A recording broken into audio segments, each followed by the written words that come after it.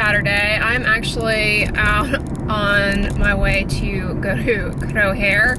I need to pick up a few things. I'm not doing like a full-on weekly grocery shop, but I have a decent amount of groceries, but I didn't actually get to go this week, so I'm just getting a few things to replenish the old stockpile. But yeah, it's a gorgeous day out at the moment. Hopefully it doesn't change its mind. This is a great time of year here in Houston. It's just like, almost feels like spring weather. But one of the things I wanted to address with you guys really quickly, because I always get comments on it. I get a lot of comments from you guys asking me why on the Sunday morning vlogs I put sunscreen on in the car. Like, you're like, aren't you supposed to put it on 20 minutes before you go outdoors? Aren't the chemical filters going to degrade, etc., etc.? Absolutely, you're correct. So for starters, if you're going to put on a sunscreen, you want to put it on 20 minutes before you go outdoors. And if it's a chemical sunscreen, some of the filters are going to, ultraviolet light that comes through like the glass is going to degrade those. And so technically, yes, you need to put it on 20 minutes beforehand. But the other part about sunscreen is that you've got to reapply it. And you have to reapply it at least 3 times a day throughout the day. That is just my rule of thumb, to make it a habit. Some people view that as excessive, but you may call it excessive, but if you don't reapply it, then your AM application, when you put it on in the morning, was a complete waste of time. So by doing it 3 times a day is just a habit. However, you'll find yourself in situations like my Sunday morning where you're not going to be able to go inside. You're not going to be able to find shelter. Say you're outdoors all day and you're supposed to be reapplying. You're out at the beach. Like, you're not going to be able to go indoors in a windowless box to put on the sunscreen. These are real life scenarios of what actually happens. That's why I started there in the car. A, so you guys can see, because the lighting is good. The lighting isn't so great indoors at that particular time and whatnot. So that's why. That application that I put on is my second application of the day. I wake up at like 4 a.m. on Sundays, so I've already been up for quite a while. And by the time I actually start the vlog, it's my second application.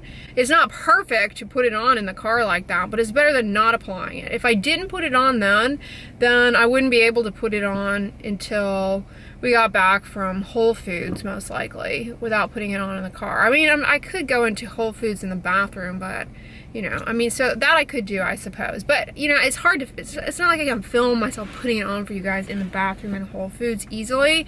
So let's not say we did on that. But yes, you guys are absolutely right. And, pointing out in my sunscreen Q&As that sunscreen should be applied at least 20 minutes before going outdoors. But don't let that get in the way of reapplication. Like, perfect is the enemy of correct. And correct is putting it on, reapplying it, which most people don't do. And that's a major reason why it fails. You'll find yourself, you're like in situations where you're not going to be able to go indoors and reapply. You still reapply, you still do it. Because, especially if you, like in my case, I've already got, like, that's not my first application. So I've already got some base layer on, like, this is merely to put more filters on. And why do you have to reapply? You have to reapply because the sunscreen ingredients degrade and you lose protection. No matter how the sunscreen is made, no matter what they're claiming on the front of the label, it has to be reapplied. My rule of thumb, like I said, is 3 times a day. The reason for that is to make it a habit, and that way you've always got, a good bit on. If you just put it on first thing in the morning and then you don't put it on again, when you drive home at the end of the day around 4, 5, 6 o'clock, whenever you come home and the sun's still out, particularly in the summertime, you're getting laden with UVA rays. So by doing it 3 times a day, you got just a little habit in place. But if you're gonna be outdoors for a prolonged period of time, as it says on the back of the bottle of the sunscreen, you need to reapply it every 2 hours for sure to ensure good coverage. But yeah, sunscreen has to be reapplied, period. So doing it daily in some kind of a habitual manner is just a good behavior. And sunscreen alone is not enough. You don't want to be outdoors for a prolonged period of time, longer than you need to be, particularly in midday sun exposure. I mean, these are all rules you can read on the Skin Cancer Association. Like, I'm not just talking out of my out of my butt on this. I mean, these are like actual guidelines. You don't want to be outdoors for longer than you need to be, not during peak exposure hours, and you need to be wearing things like a broad-brimmed hat and sun protective gloves. So yeah, oh, and sunglasses too. Skin cancers around the eyes, you guys, super duper common. Speaking of skin cancers around the eyes, did you guys see my Q&A on Friday about sunscreen around the eyes? Check that out. I go over some of my favorite sunscreens and tips and tricks on how to apply. So yeah, gosh. I love this neighborhood over here. It's gorgeous. It's gorgeous. Houston has some really unique looking homes, particularly in this area. They're very nice. I always worry about home ownership though here, like it floods so easily. It's one of the reasons why I have a little bit of cold feet about buying a house. I don't want it to flood.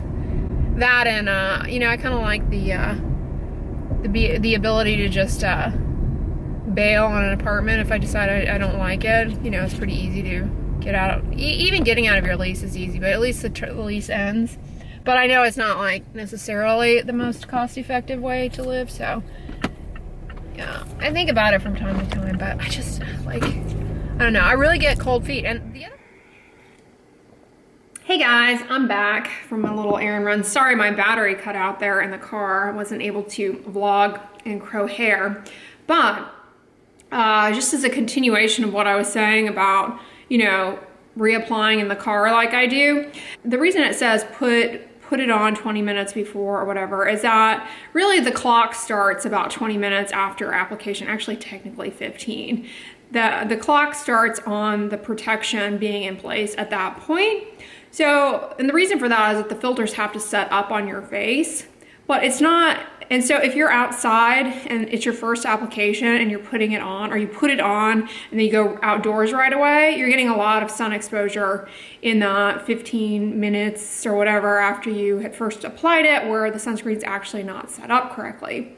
And yes, the sunscreen filters degrade with UV exposure, but if you've already applied a good layer, like I do first thing in the morning, and then it's your second layer, you know, it's best to put it on indoors, protected from light and whatnot, and wait 20 minutes. But like I said, you're not always going to be able to do that. And putting it on, you know, it's not as though that first layer is completely void and gone. There's still a lot of sunscreen on your face. And so it's not like you're out in the car. It's not like I'm out in the car getting a ton of UV unprotected. I do still have a good amount of my first layer on, but this is the idea of just putting more on, and then those filters can set up on there. You know, being outdoors or being in the car doesn't affect the filters setting up necessarily. So, you know, it's not as though that's not something that you can do, and it's not like that's a useless practice. It's better to reapply it than to not reapply it at all, because you're worried that, you know, you're not indoors or whatnot. It's much better to just go ahead and reapply it rather than, you know, trying to be perfect. Now, you may say like, well, what about the fact that the UV that comes through the window degrades the filters, particularly those that protect against UVA? Yes, it does happen, but it's not as though like as that UVA is coming through the window, it suddenly just blows up all the filters all at once. It just kind of accelerates their rate of degradation, hence the need for yet another reapplication throughout the day. So it's more about, you know, having the habit in place. Don't, you know, worry about being perfect all the time.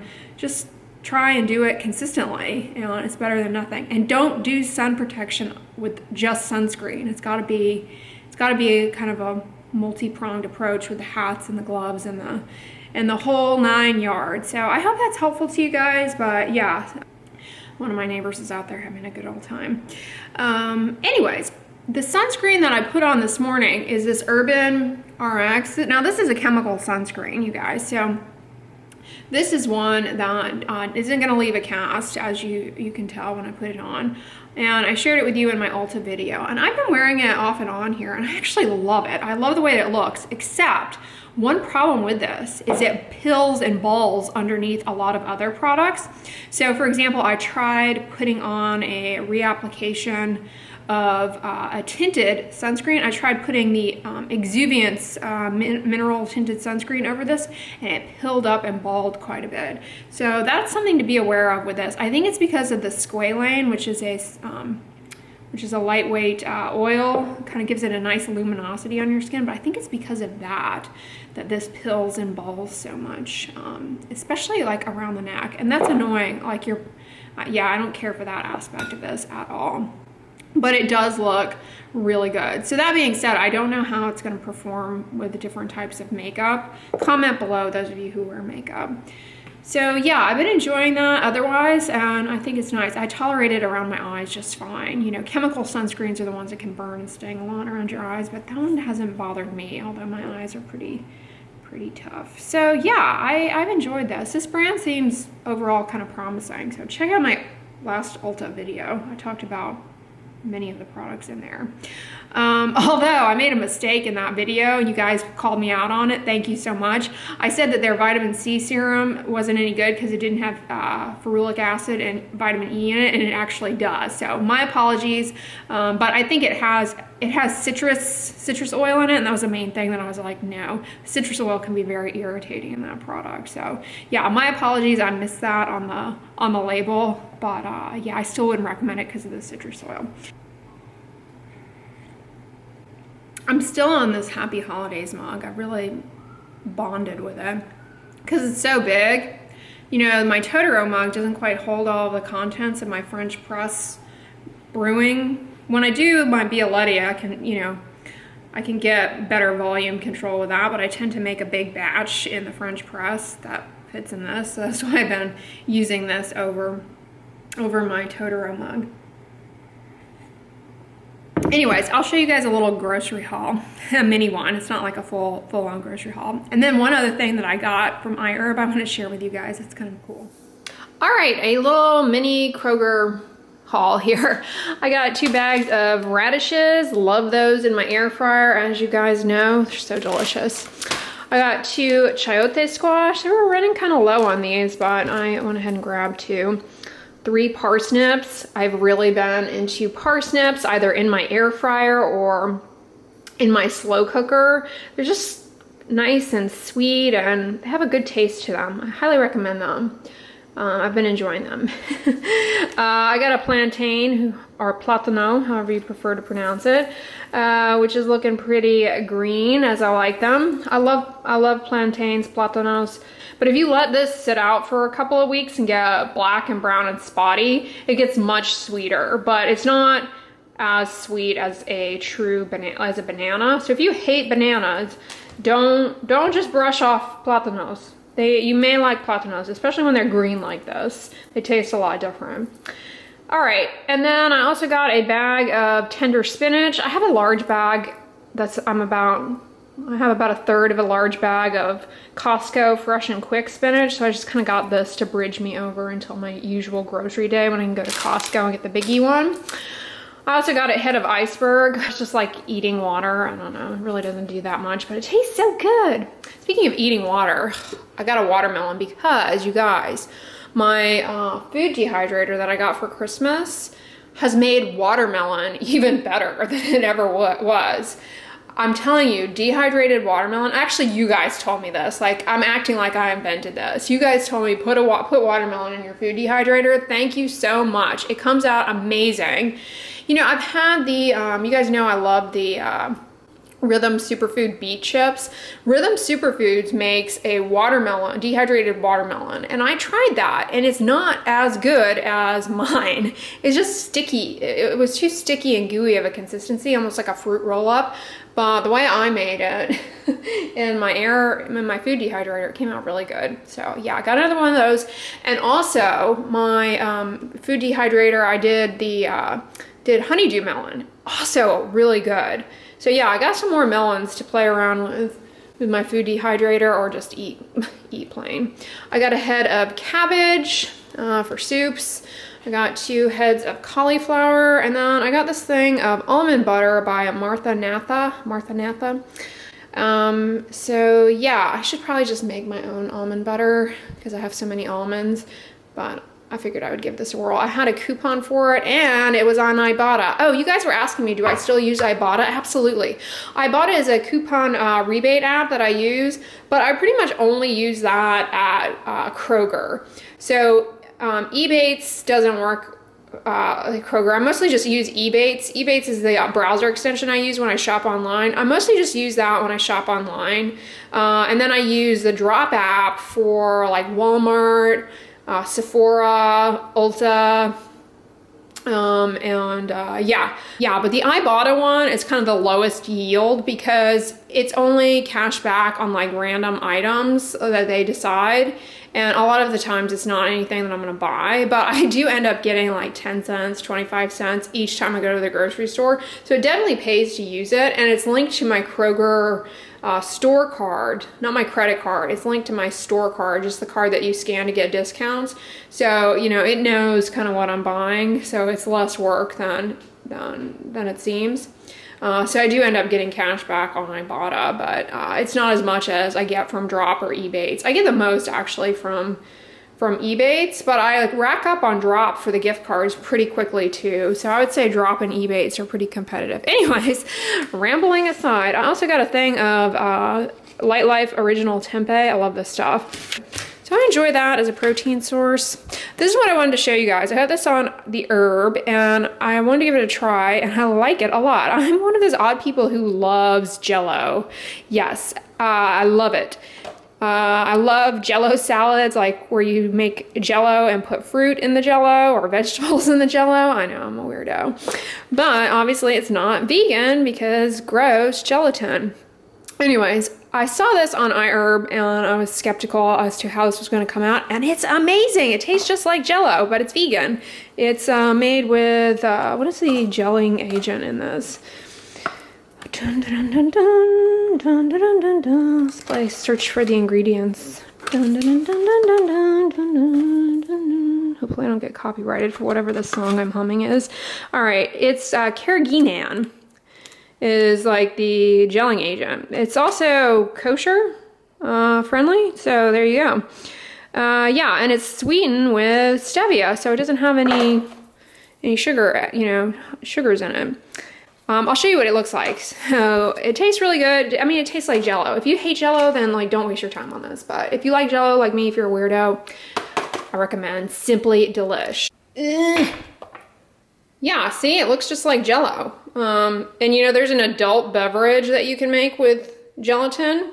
So if you're looking for a vegan version of that, this would be, actually, I better not speak on that because I don't know how this would gel out with the adult version, if you know what I mean, like how the addition, and I'm hesitant to say it because YouTube's gotten so big brother as far as what we can say and not in terms of stuff like that. I don't want them to think I'm promoting something dangerous, but yeah, I don't know how it would set up if you were making the adult version, and you guys know what I'm talking about. But if Jell-O's not your jam, but pudding is, I also recommend Simply Delish instant pudding mixes. These are awesome. Okay, that's a little bit exaggerated. They're good. I mean, they're kind of like getting at what instant pudding delivers.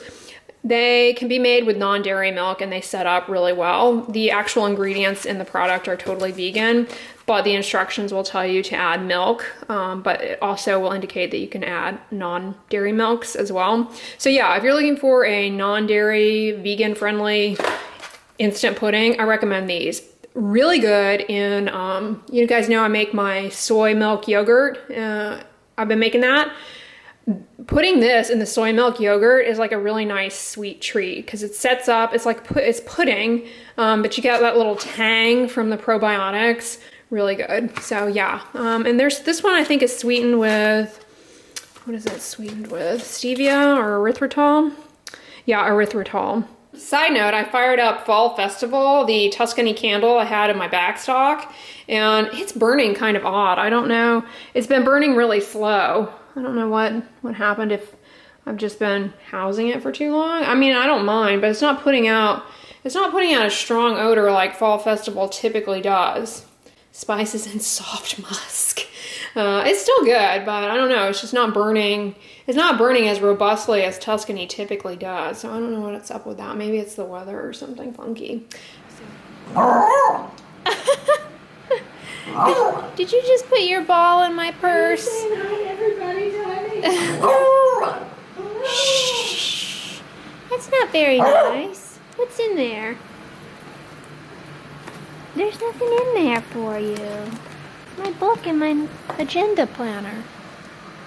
You want to plan out the week? Make a to-do list? I want my ball, and I want to throw now. Is this what you want?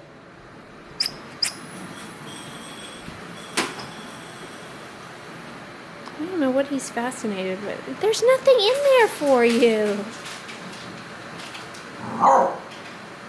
I don't know what it is.